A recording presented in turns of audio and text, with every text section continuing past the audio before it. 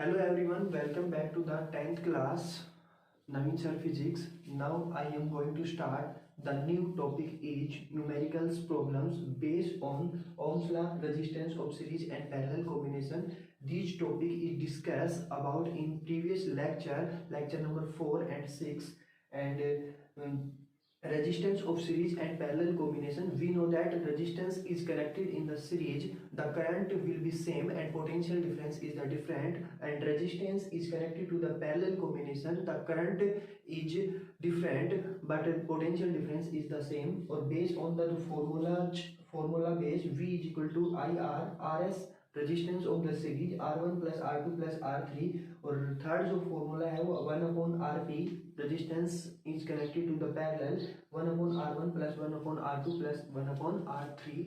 Let's start today class is key points and these numericals solve. इससे पहले जो हमने पढ़ा है वो रेजिस्टेंस के बारे में पढ़ा था, रेजिस्टेंस का कॉम्बिनेशन पढ़ा था कि रेजिस्टेंस को जब हम सीरीज के अंदर कनेक्ट करते हैं और एक बार पैरेलल के अंदर कनेक्ट किया था, तो सीरीज में जब कनेक्ट करते हैं तो हमारे पास जो करंट है वो सेम रहता है, पोटेंशियल डिफरेंस है वो आपके पास डिफरेंट रहता है. जब हम रेजिस्टेंस को पैरेलल कॉम्बिनेशन के अंदर कनेक्ट करते हैं, आपके पास रेजिस्टेंस का जो पैरेलल कॉम्बिनेशन बनता है, रजिस्टर का जो पैरेलल कॉम्बिनेशन बनता है, उसके अंदर जो करंट होता है वो डिफरेंट हो जाता है और आपके पास पोटेंशियल डिफरेंस है वो सेम रहता है. तो लेट्स स्टार्ट. जो आज का हमारी क्लास होगी वो आपके पास न्यूमेरिकल्स होंगे. एक तो ओम्स लॉ के ऊपर हमने न्यूमेरिकल्स नहीं किए हैं, तो उसके ऊपर कुछ बेस न्यूमेरिकल होंगे और रेजिस्टेंस, सीरीज एंड पैरेलल, और जो फॉर्मूले हमारे पास यूज होंगे वो मैंने यहाँ पर लिख दिया है. V is equal to IR और R1, या मैं लिखूँ कि RS. RS का मतलब है कि resistance in series RS is equal to R1 plus R2 plus R3. Third है R1/RP is equal to 1/R1 plus 1/R2 plus 1/R3. ठीक है, लेट्स स्टार्ट. जो पहला न्यूमेरिकल है, फर्स्ट न्यूमेरिकल, उसको देखो. A heater of resistance 15 ohm, a heater of resistance is 15 ohm in connected to 220 volt line. एक heater है जिसका रेजिस्टेंस आपके पास गिवन है 50 ओम है और कनेक्टेड है वो 220 वोल्ट की लाइन से. How much current will this heater draw. इस हीटर के अंदर करंट कितना होगा, मुझे क्या कैलकुलेट करना है, करंट निकालना है. आपके पास रेजिस्टेंस दे रखा है और क्या दे रखा है, वोल्ट, पोटेंशियल डिफरेंस दे रखा है. तो सिंपल है कि बेस्ड ऑन न्यूमेरिकल है वो ओम्स लॉ के ऊपर है. तो सबसे पहले जो आपके पास न्यूमेरिकल्स के अंदर जो गिवन होता है उसको लिखना होगा कि आपके पास गिवन क्या क्या है. तो सबसे पहले मैं यह लिखता हूँ सोल्व. गिवन जो टर्म है वो आपके पास है, गिवन है R रेजिस्टेंस दे रखा है, R is equal to 50 ohm. Potential difference दे रखा है आपके पास, V दे रखा है 220 वोल्ट. मैंने आपको पहले भी कहा था कि पोटेंशियल डिफरेंस को भी V से नोट करते हैं और वोल्ट जिसकी जो SI यूनिट होती है उसको भी हम V से नोट करते हैं. लेकिन जहां पर वोल्ट आएगा वहां पर उसके साथ कुछ मैग्नीट्यूड देगा, जैसे कि 220 वोल्ट देगा, और जहां पर V देगा, जिस भी पॉइंट के ऊपर V लिखा होगा, इसका मतलब वहां पर क्या है, आपके पास पोटेंशियल डिफरेंस है. और कैलकुलेट मुझे क्या करना है, करंट कैलकुलेट करना है. तो हमें निकालना क्या है, I निकालना है. वी नो दैट यूजिंग हम क्या करेंगे, using V is equal to IR, और I का फॉर्मूला यहाँ से आपके पास क्या होगा, I is equal to V/R. आपके पास V भी है और R भी है. V आपके पास है, I is equal to V है वो आपके पास है 220, रेजिस्टेंस है वो आपके पास 5 है, कैंसिल 4.5 एम्पियर आपके पास क्या आ गया, करंट आ गया. 4.5 आपके पास क्या आ गया, करंट आ गया. सबसे पहले आपको क्वेश्चन को ध्यान से रीड करना है कि क्वेश्चन के अंदर आपके पास गिवन क्या क्या है और वो पूछ क्या रहा है. ठीक है, ये सिंपल सी आपके पास एक प्रॉब्लम थी. अब आप इसका स्क्रीनशॉट ले सकते हैं कि आपको किस तरीके से नोट्स के अंदर लिखना है. तो इसका स्क्रीनशॉट ले लें सभी, फिर हम सेकंड न्यूमेरिकल्स की बात करेंगे. सेकंड न्यूमेरिकल है calculate the resistance of the electric bulb. कहता है कि calculate the resistance of electric bulb which allow a 10 ampere current weighing conductor to 220 volt power supply. ठीक है, आपको कोई भी न्यूमेरिकल है उसको बिल्कुल आराम से रीड करना है. पहले उसको रीड करें. तो इसके अंदर सबसे पहले पूछा है calculate the resistance of an electric bulb, of an electric bulb मतलब विच अलो ए 10 एम्पियर, आपके पास करंट गिवन है। एम्पियर किसकी, वैसे करंट लिख भी रखा है, और एम्पियर आपके पास किसकी यूनिट होती है, एसआई यूनिट जो होती है वो करंट की होती है। विच कनेक्टेड टू 220 वोल्ट पावर, और आपके पास पावर दे रखी है, मतलब वोल्टेज दे रखी है। वोल्टेज मतलब आपके पास पोटेंशियल डिफरेंस दे रखा है। तो जो भी आपके पास गिवन टर्म है, सबसे पहले गिवन लिखे। तो मैं यहाँ से लिखता हूँ कि आपके पास जो गिवन होगा, गिवन क्या क्या है, एक तो करंट गिवन है, करंट है वो आपके पास है I is equal to 10 ampere, power V is equal to दे रखा है 220 वोल्ट। तो आपको निकालना क्या है, रेजिस्टेंस हमें फाइंड आउट करना है। और जो आपके पास फॉर्मूला लगेगा वो क्या लगेगा, using V is equal to I R, और R इज इक्वल टू आपके पास क्या हो गया, V upon I. R is equal to आपके पास V की वैल्यू है 220 और I की वैल्यू है वो आपके पास है 10, ये कैंसिल 22 और ये 222 है वो किसके अंदर आएगा, आपके पास ओम के अंदर आएगा, क्योंकि रेजिस्टेंस की जो एसआई यूनिट होती है वो आपके पास क्या होती है, ओम होती है।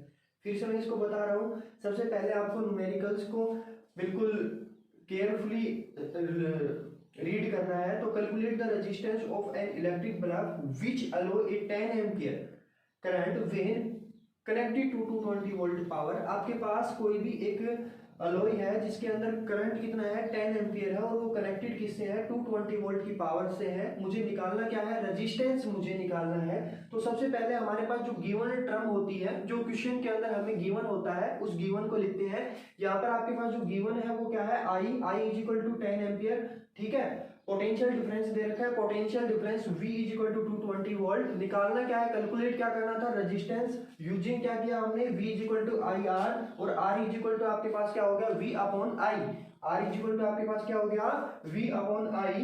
तो आपके पास V की वैल्यू है वो 220 है और I की वैल्यू है वो 10 है। शून्य से आपके पास शून्य कैंसिल, तो आपके पास जो टर्म बची 220, और लास्ट में आपके पास क्या आएगा, ओम। ओम किस लिए आया, क्योंकि रेजिस्टेंस की जो एसआई यूनिट होती है वो क्या होती है, आपके पास ओम होती है, ठीक है। ऐसे आपको ये सिंपल सी प्रॉब्लम है, जो दोनों क्वेश्चन किए हैं वो थोड़े सिंपल हैं। हम थोड़ा और टिपिकल करेंगे, इसका आप स्क्रीनशॉट ले लें ताकि नोट्स में आप इसको कर लें। नेक्स्ट हमारे पास जो प्रॉब्लम है वो है, a cylinder of material is 10 centimetre long. एक सिलेंडर है, एक मटेरियल, सिलेंडर का कोई भी मटेरियल है, उसकी जो लेंथ आपके पास गिवन है वो आपके पास 10 centimetre long and has a area of cross section of 2 centimetre square. Area of cross section दे रखा है और आपके पास लेंथ दे रखी है। If it's resistance along the length, जो आपके पास लेंथ है उसके अलोंग जो रेजिस्टेंस है वो आपके पास क्या है, 20 ohms, what will be the resistivity. हमें क्या फाइंड आउट करना है, रेजिस्टिविटी फाइंड आउट करना है। रेजिस्टिविटी का फॉर्मूला आपके पास होता है कि R is equal to rho L upon A, और रो इज इक्वल टू आपके पास किसके इक्वल होगा, R L अपॉन A। ये आपके पास किसका फॉर्मूला होता है, रेजिस्टिविटी का फॉर्मूला होता है। सभी ने पढ़ा होगा, लेक्चर नंबर 6 के अंदर हमने इसको 6 के नहीं 5 के लेक्चर नंबर 5 के अंदर हमने इसको डिस्कस किया है। तो सबसे पहले जो भी आपके पास क्वेश्चन दिया है उसके अंदर जो गिवन टर्म होती है उस गिवंस को लिखते हैं। तो मैं यहाँ से लिखता हूँ कि हमारे पास जो गिवन है, गिवन क्या क्या है, सबसे पहले हमारे पास लेंथ है, लेंथ कितनी है 10 सेंटीमीटर। एरिया दे रखा है, एरिया ऑफ क्रॉस सेक्शन कितना है 2 सेंटीमीटर स्क्वायर, और रेजिस्टेंस आपके पास है R is equal to 20 ohms। Formula आपके पास क्या है, using rho is equal to R L upon A। तो आपके पास R की वैल्यू है 20, L की वैल्यू है 10 और एरिया ऑफ क्रॉस सेक्शन है आपके पास 2। तो ये आपके पास जो बचा वो कितना बचा, सॉरी, ये यहाँ से आपके पास जो फॉर्मूला बनेगा वो आपके पास डिफरेंट फॉर्मूला बनेगा। जो डिफरेंट फॉर्मूला होगा वो हमारे पास देखो R is equal to rho L upon A, R is equal to rho L upon A है। इसको हम चेंज करेंगे, गलती से ये गलत लिख दिया। ये आपके पास फॉर्मूला था rho R is equal to rho L upon A। अगर मैं यहाँ से रो की वैल्यू फाइंड आउट करूंगा तो आपके पास जो टर्म आएगी, रो की जो वैल्यू आएगी वो आपके पास क्या आएगी, देखो रो आपके पास इधर है, ये इसके इधर मल्टीप्लाई में है, इस तरफ आएगा, ये डिवाइड में है, डिवाइड में है तो इस तरफ आएगा तो ये किस में होगा, मल्टीप्लाई में R A is equal to rho L, और ये एल है वो इस तरफ मल्टीप्लाई में है तो इस तरफ आएगा वो किस में हो जाएगा, R A upon L is equal to rho. ठीक है, देखो मैं फिर बता रहा हूं कि आपके पास जो रेजिस्टेंस होता है, रेजिस्टिविटी होती है, वो आपके पास जो रेजिस्टेंस का फॉर्मूला होता है जो R is equal to rho L upon A, ये आपके पास रो होता है वो कांस्टेंट होती है जो रेजिस्टिविटी कहलाती है। इसका फॉर्मूला निकालने के लिए ए है एरिया ऑफ क्रॉस सेक्शन, इस तरफ आपके पास डिवाइड में, इस तरफ आएगा तो आपके पास किस में हो गया, मल्टीप्लाई में हुआ। ये एल है, यहाँ पर आपके पास मल्टीप्लाई में है तो इस तरफ आपके पास किस में हुआ, डिवाइड के अंदर हुआ। तो यहाँ से आपके पास जो फॉर्मूला आएगा R A upon L, R A upon L, A की वैल्यू आपके पास क्या है अब यहाँ पर 2, और ये आपके पास क्या है 10, ठीक है ना। ए की वैल्यू आपके पास क्या है 2 एंड 10, तो ये आपके पास सेंटीमीटर स्क्वायर के अंदर है, ये आपके पास कैंसिल और ये बचा 4 ओम सेंटीमीटर, 4 ओम सेंटीमीटर। ठीक है, फिर से इसको डिस्कस कर लेते हैं कि आपके पास जो भी गिवन होता है क्वेश्चन के अंदर वो गिवन टर्म लिखें। गिवन आपके पास है length is equal to 10 centimetre, area of cross section दे रखा है 2 सेंटीमीटर स्क्वायर, रेजिस्टेंस आपको दे रखा है 220 ohms। हमें फाइंड आउट क्या करना था, रेजिस्टिविटी। रेजिस्टिविटी का फॉर्मूला होता है rho is equal to R A upon L, यहाँ पर मैंने थोड़ा करेक्शन कर दिया था, उसको चेंज कर दिया। तो आर की वैल्यू है वो आपके पास 20 है, 20 लिखा, और जो भी आपके पास एरिया है वो एरिया आपके पास क्या है 2 सेंटीमीटर स्क्वायर, 2 सेंटीमीटर स्क्वायर लिखा। लेंथ आपके पास कितनी है 10, तो आपके पास आ गया 4 ओम सेंटीमीटर। लेकिन रेजिस्टिविटी की जो यूनिट होती है ना वो आपके पास क्या होती है, मीटर के अंदर होती है। अगर मैं इसको मीटर के अंदर चेंज करूंगा तो मेरे पास आ जाएगा 0.04 ओम मीटर। यहाँ पर मैंने क्या किया कि जो रेजिस्टिविटी की ऐसा यूनिट हमने जो निकाली थी वो आपके पास आएगी ओम मीटर। इसको जब मैं ओम मीटर में चेंज करूंगा तो ये आपके पास आ जाएगा 0.04 ओम मीटर, 0.04 ओम मीटर। ठीक है, इसका स्क्रीनशॉट ले लें ताकि नोट्स के अंदर आप इसको लिख लें और देखें आगे इस प्रॉब्लम करेंगे और सोल्व। नेक्स्ट क्वेश्चन है, बिल्कुल सिंपल है, थोड़ा सा टिपिकल है, इसको ध्यान से समझना है। तो सबसे पहले हमें जो क्वेश्चन होगा उसको रीड करना है कि हमारे पास जो क्वेश्चन है वो क्या है। तो क्वेश्चन के अंदर दिया है कि resistance of the metal, resistance of the metal wire, जो भी आपके पास मेटल वायर है उसका resistance of a length 1 metre. एक मेटल वायर है जिसकी लेंथ आपके पास 1 मीटर है और उसका रेजिस्टेंस है वो 26 ओम है। क्वेश्चन क्लियर है।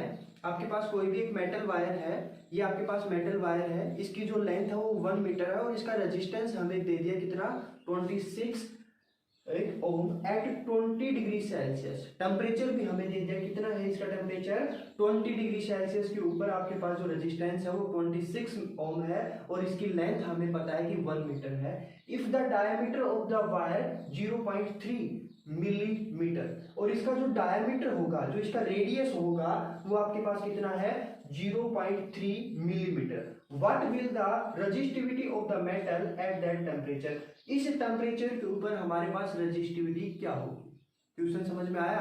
क्वेश्चन क्या कहता है कि आपके पास कोई भी एक मेटल वायर है जो 1 मीटर का है। ये आपके पास एक मेटल वायर है जिसको मैंने मान लिया कि 1 मीटर का है, और 1 मीटर के मेटल वायर का जो रेजिस्टेंस है कितने डिग्री सेल्सियस पर 20 डिग्री सेल्सियस पर 26 ओम है।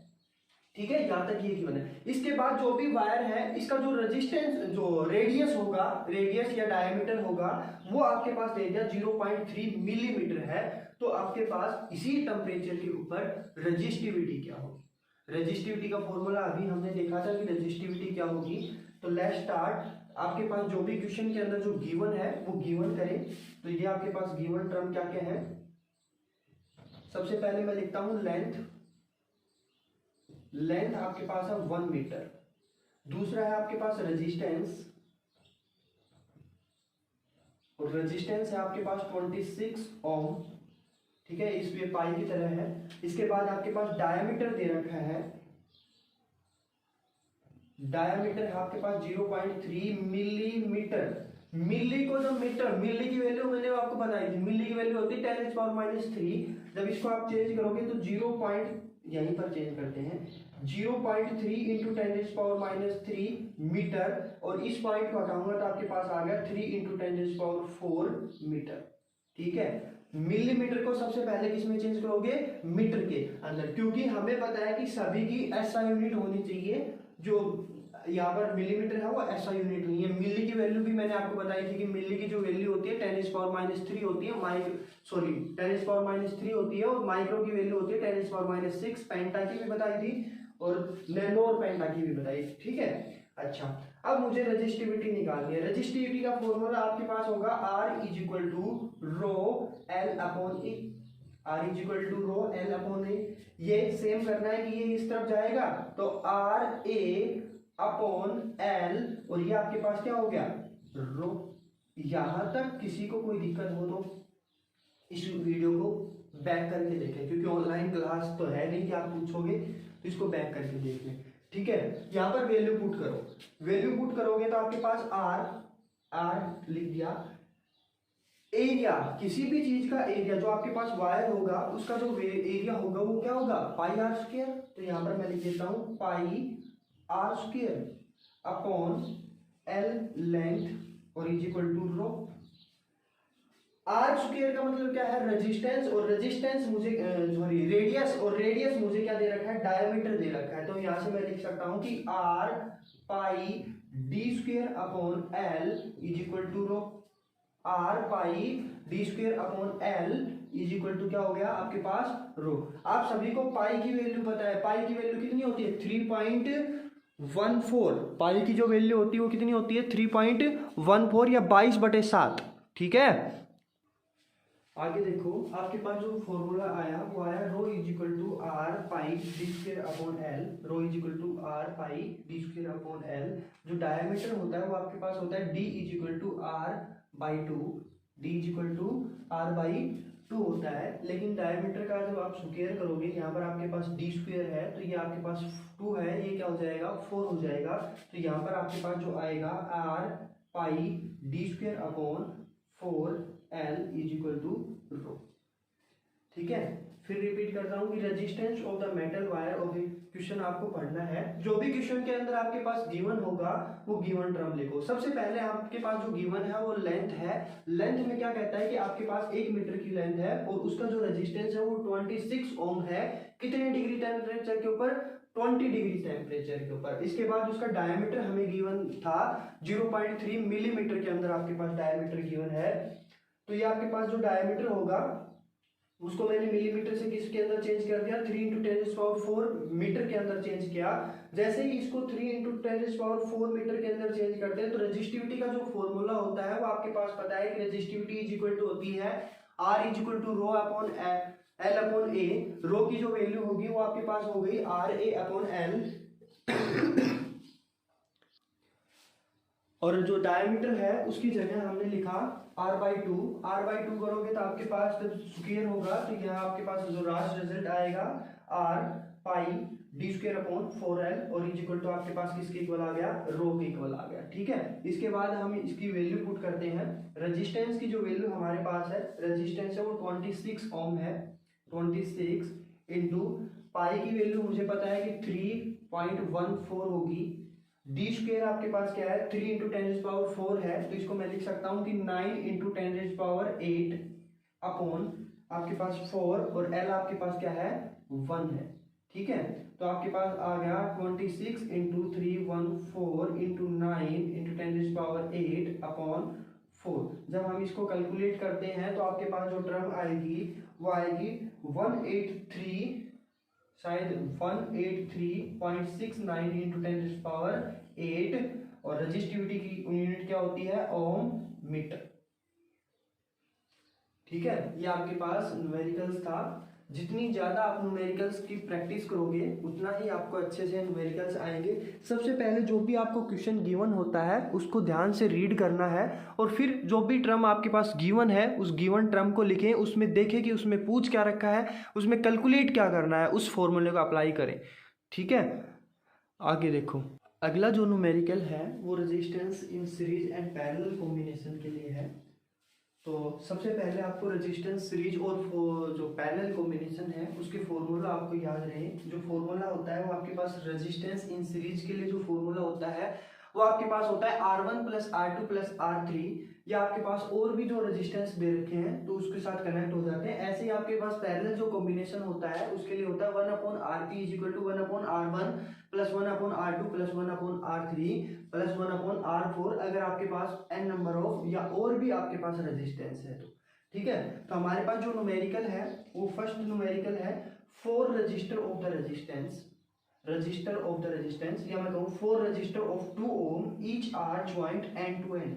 आपके पास 4 रजिस्टर है। 4 रजिस्टर का सिंबल सभी को पता है कि आपके पास जो रजिस्टर होगा वो कुछ इस तरीके से होगा। ये आपके पास 4 रजिस्टर हैं,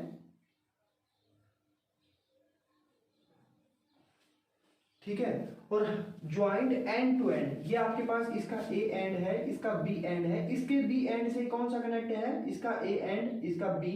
ये मैं कहता हूं कि R1 है, ये आपके पास R2 है, ये आपके पास R3 है, ये आपके पास R4 है। और जो 4 रजिस्टर है उसके सभी एंड है वो एक दूसरे से कनेक्टेड है। जैसे कि आपके पास ये रजिस्टर है, इसका ये एंड है वो किसी अगले रजिस्टर के साथ कनेक्ट है, फिर अगला जो रेजिस्टेंस है उसका किसी अगले के साथ रेजिस्टेंस है। तो सिंपल है कि वो आगे क्या करता है, from a square of ABCD क्या बनाते हैं, ये ABCD एक स्क्वायर बनाते हैं। तो इसको हम जो कनेक्ट करेंगे वो कुछ इस तरीके से करेंगे कि हमारे पास एक स्क्वायर बने। तो सबसे पहले स्क्वायर आप सभी को पता है कि स्क्वायर क्या होगी, ये आपके पास एक रेजिस्टेंस है, रजिस्टर है, ये A पॉइंट है, ये आपके पास B पॉइंट है। जो सेकंड जो रजिस्टर होगा इसके इस एंड से जुड़ेगा और क्या करेगा, एक स्क्वायर बनाएगा कुछ इस तरीके के। आपके पास क्या होगी, स्क्वायर बनेगी। ये आपके पास एक स्क्वायर, ये A है, ये आपके पास C है, ये आपके पास D है। इसको मैंने कहा कि ये आपके पास R1 है, इधर आपके पास R2 है, इधर आपके पास R3 और ये आपके पास क्या है, R4 है। देखो सिंपल है, कुछ ज्यादा नहीं करना। क्या करना है कि आपके पास 4 resistor of 2 ohm each are joint to end to end from a square ABCD। आपके पास 4 रजिस्टर हैं और उन रजिस्टर को इस तरीके से हमें कनेक्ट करना है कि आपके पास एक स्क्वायर मिल जाए। तो 4 रजिस्टर होंगे। सबसे पहले आपने पहला रजिस्टर लिया कि आपके पास ये रजिस्टर है और इस रजिस्टर के अंदर देखो क्वेश्चन क्या था कि आपके पास 4 रजिस्टर थे, 4 रजिस्टर है और जो प्रत्येक जो रजिस्टर है वो आपके पास 2 ओम का है। उसका रेजिस्टेंस हमारे पास गिवन है कि वो 2 ओम का है। ये आपके पास रजिस्टर है, इस रजिस्टर का जो आपके पास रेजिस्टेंस दिया है वो 2 ओम है। ये आपके पास A पॉइंट है, इधर आपके पास B पॉइंट है। जो दूसरा आपके पास रेजिस्टेंस होगा वो कुछ इस तरीके से कनेक्ट होगा कि यहाँ पर कहा है कि एंड टू एंड कनेक्ट है। आपके पास इसका एंड होगा वो अगले एंड के साथ कनेक्ट है। ऐसे आपके पास जो थर्ड होगा वो कुछ इस तरीके से कनेक्ट होगा और फोर्थ आपके पास ऐसे होगा और ये आपके पास ABCD क्या बन गई, एक स्क्वायर बनी। ठीक है, आगे कहता है कि कैलकुलेट द इक्विवेलेंट रेजिस्टेंस। इस सर्किट के अंदर जो इक्विवेलेंट रेजिस्टेंस होगा of combination between any 2 adjective point. आपके पास किन्हीं 2 पॉइंटों के बीच में हमें क्या निकालना है, एडजेक्टिव निकालना है। वो 2 पॉइंट आप ये भी मान सकते हो, ये भी कंसीडर कर सकते हो, B और C भी ले सकते हो, D और C भी लिख सकते हो। तो मैं यहाँ पर लेता हूँ कि A और B, तो आपके पास A और B 2 पॉइंट है। यहाँ से आपको मैं किसी बैटरी से कनेक्ट करूँ इसको कुछ इस तरीके से, ये इसको मैंने इसको बैटरी से कनेक्ट कर दिया। ऐसे आप इन दोनों को मानकर भी बैटरी से कनेक्ट कर सकते हो, ऐसे मानकर भी इसको बैटरी से कनेक्ट कर दो। आंसर है वो हमेशा आपके पास इक्वल आएगा। ये आपके पास बैटरी का पॉजिटिव टर्मिनल है, नेगेटिव टर्मिनल है। करंट की डायरेक्शन आपके पास पॉजिटिव से नेगेटिव होगी। करंट की डायरेक्शन पॉजिटिव से नेगेटिव, आई करंट यहाँ पर आया, इस पॉइंट पर आने के बाद क्या बना, जंक्शन बना। मैं कहता हूं कि इस तरफ जो करंट गया वो आपके पास I1 गया और इस तरफ जो करंट गया वो आपके पास क्या गया, I2 करंट गया। और जैसे ही यहां से यहां तक जैसे इस पॉइंट पर आएगा तो यहां पर भी आपको करंट क्या मिलेगा, I1। लेकिन इस तरफ जो करंट होगा वो आपके पास क्या होगा, I2। और हमें पढ़ा है कि आपके पास जब रेजिस्टेंस को सीरीज के अंदर कनेक्ट करते हैं तो जो करंट की वैल्यू होती है, जब रेजिस्टेंस को सीरीज के अंदर कनेक्ट करेंगे तो रेजिस्टेंस जिसके अंदर आपके पास करंट होगा वो क्या रहेगा, इक्वल रहेगा। करंट आपके पास सीरीज, पहले मैं लिखता हूं कि सीरीज जो कॉम्बिनेशन होगी उसमें करंट क्या रहता है, सेम।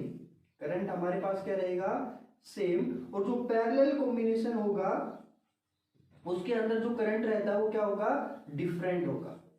करंट क्या होगा, डिफरेंट। तो मैं सबसे पहले जो R2, R3 और R4 है वो तीनों किसके अंदर है, सीरीज के अंदर है। वो तीनों किसके अंदर है, सीरीज कॉम्बिनेशन के अंदर है। तो यहां से मैं लिखता हूं कि R2 and R2, R3 and R4 are connected in series। और सीरीज का जो फॉर्मूला होगा वो आपके पास क्या होगा, RS is equal to R2 plus R3 plus R4। और R2 की जो वैल्यू है वो हमारे पास क्या है, 2 प्लस 2 प्लस 2, ये आपके पास कितनी आ गई, 6 ओम। किसकी वैल्यू आ गई, RS की वैल्यू। अब इन तीनों रजिस्टर की जगह आपके पास एक रजिस्टर आ गया जो कितने ओम का है, 6 ओम का है। और जो यहाँ पर रेजिस्टेंस आया है उसको मैंने कहा कि ये आपके पास क्या होगा, RS होगा। इस RS को इस R1 के साथ कैसे कनेक्ट करेंगे हम, पैरेलल कॉम्बिनेशन होगा। तो मैं लिखता हूं कि R1 and RS are connected in parallel, connected in parallel. तो पैरेलल का हमारे पास फॉर्मूला होता है कि R P is equal to 1/R1 plus 1/RS। 1/R1 की वैल्यू है 1/2, RS की वैल्यू है 6। एलसीएम क्या आ गया, 6, 3 प्लस 1 4/6। और ये आपके पास 2 3, तो आपके पास आ गया 3/2। 3/2 किसकी वैल्यू आ गई है आपके पास, आरपी की वैल्यू आई। आरपी की वैल्यू आ गई 3/2। और वैसे आपके पास जो वैल्यू आई वो क्या आ गई, 2/3 ओम। इसका जो टोटल इक्विवेलेंट रेजिस्टेंस होगा वो आपके पास क्या होगा, 2/3। और जब आरपी की वैल्यू में निकाला, हमेशा आरपी के अंदर वैल्यू लेके आनी है क्योंकि ये डिवाइड के अंदर है, रेसिप्रोकल है। इसको आप डायरेक्टली लेके आएंगे, इनवर्सली प्रोपोर्शनल है। तो आरपी इज इक्वल टू आपके पास क्या आ गया, 3/2। इसको और भी कैलकुलेट कर सकते हो कि 1 पॉइंट कुछ इसका आंसर आ जाएगा। ठीक है, तो इस तरीके से आपको सीरीज और पैरेलल के करने थे। मैं कुछ इसके टिप्स बता देता हूं कि आपको करने किस तरीके से हैं। और जो भी आपको प्रॉब्लम्स हो वो आप कमेंट में करके बताएं, या आप पर्सनली आप सभी के पास होगा तो उसके अंदर भी आप इसको बता सकते हैं।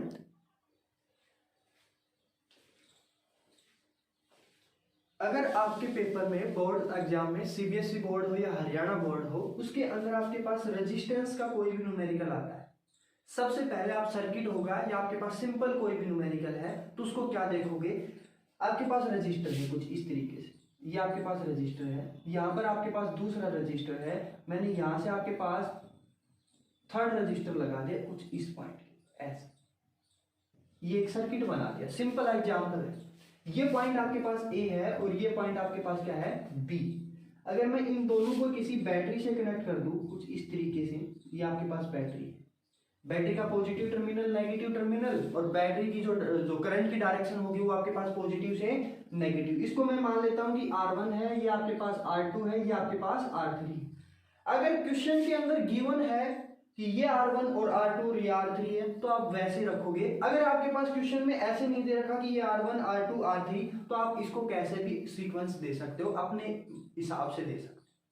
फिर कह रहा हूं, अगर आपके पास क्वेश्चन दे रखा है बोर्ड के अंदर या किसी भी एग्जाम के अंदर, उसमें आपको सीक्वेंस दे दी कि ये R1 है, ये R2 है और ये R3 है, या ये R1 है, ये R3 है, ये R2 है, तो आपको वही सीक्वेंस रखनी है। अगर आपको कोई सीक्वेंस नहीं दे रखी है तो आप क्या कर सकते हो, अपने हिसाब से अपनी मन मर्जी से इसको सीक्वेंस के अंदर दे सकते हो। ठीक है, दूसरी बात, अगर आपके पास कुछ इस तरीके से है तो यहां से जो करंट, इसका ए पॉइंट और इसका बी पॉइंट, यहां पर आने के बाद आपके पास कोई अगर इस तरीके से वायर लगा दिया तो इसका मतलब आपके पास रेजिस्टेंस सिर्फ क्या है, एक है, मतलब कोई भी जंक्शन नहीं बना आपके पास। ठीक है, करंट कब चेंज होगा, जब बीच में आपके पास कोई भी एक सर्किट होगा या कोई भी आपके पास रजिस्टर होगा। ठीक है, तो ये आपको पास आपको बातें हैं वो ध्यान रखनी है कि आपको किस तरीके से क्या सोल्व करना है, कैसे निकालने हैं रेजिस्टेंस, सीरीज और पैरेलल। आपके दो हरियाणा बोर्ड के अंदर 2 या 3 नंबर के अंदर क्वेश्चन पूछा जाता है, तो आप प्रैक्टिस करें। जो भी डाउट हो वो आप कमेंट में डालें, मैं आपके लिए अलग से एक वीडियो बना दूंगा और वीडियो बना देंगे, आपको कैसे न कैसे प्रोवाइड करवाएंगे। जो भी आपको प्रॉब्लम्स हैं वो आप प्रॉब्लम्स क्रिएट करें, तभी तो आपका सॉल्यूशन होगा। ठीक है, ओके, आज की क्लास हम यहीं समाप्त करते हैं। तो आपको ये मैंने ओम्स लॉ के ऊपर कुछ न्यूमेरिकल्स कराए हैं 2-3, इनकी भी प्रैक्टिस करनी है, और resistance of series and parallel combination है उसके लिए भी आपको प्रैक्टिस करनी है। तो जितनी ज्यादा आप प्रैक्टिस करेंगे, बुक्स से आप जो भी आप जिस भी पब्लिशर की आप बुक्स पढ़ रहे हैं, एनसीईआरटी है, दिनेश है, या और कोई भी आपके पास पब्लिशर है, उसकी आप बुक्स में जो भी न्यूमेरिकल्स हैं वो न्यूमेरिकल्स निकालिए ताकि आपकी प्रैक्टिस हो। Okay, thank you. आज की क्लास यहीं फिनिश करते हैं। ओके।